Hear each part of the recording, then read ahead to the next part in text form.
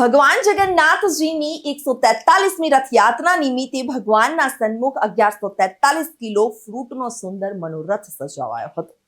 તારીખ 21 જૂનથી તારીખ 27 જૂન દરમિયાન આયોજિત કરાયેલા આ મનોરથમાં 1000 કિલો કેરી, 60 કિલો પપૈયું, 60 કિલો કેળા, 23 કિલો ખારેક સહિતના વિવિધ ફ્રૂટનો ઉપયોગ કરાયો હતો।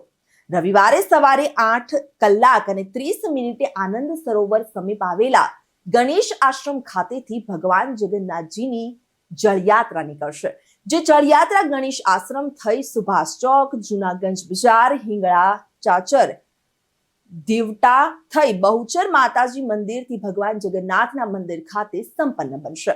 ત્યારબાદ આ પવિત્ર જળથી ભૂદેવોના મંત્રોચ્ચાર વચ્ચે ભગવાન જગન્નાથ, ભાઈ બલભદ્ર અને બહેન સુભદ્રાજીનો અભિષેક કરવામાં આવનાર હોય।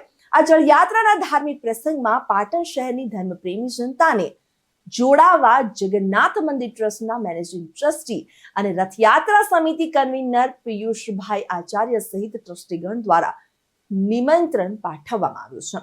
આજ રોજ જગન્નાથ ભગવાનની 143મી રથયાત્રાને લઈને છેલ્લા 5 દિવસના જે ઉત્સવો જાહેર કરવામાં આવ્યા છે, એમાં આજે 11 પવિત્ર દિવસે ભગવાનને 1000 કિલો કેરી, 60 કિલો પપૈયું અને 60 કિલો કેળા અને 23 કિલો ખારેકનો ઉપયોગ કરી ભગવાનની આગળ ફળફળાદીની આગી કરવામાં આવી છે। અને આ સર્વ ભક્તજનોને કેરીના અમૃત ફળની પ્રાપ્તિ થાય, પપૈયાથી ભગવાનનું એમનું આરોગ્ય સારું રહે અને જોઈને કેળા ખાવાથી ક્યારે રોગ આધિ વ્યાધિ ઉપાધિ ક્યારે આવતી નથી, એવી ભાવનાથી આજે પવિત્ર 11ના દિવસે ભગવાનને ટોટલ 1143 કિલો ટોટલ વજન કર્યું છે।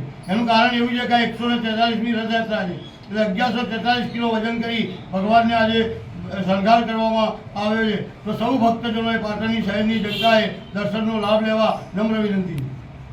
રિપોર્ટર ધર્મેન્દ્રસિંહ દરબાર સાથે ચક્રવાત ન્યૂઝ પાટણ।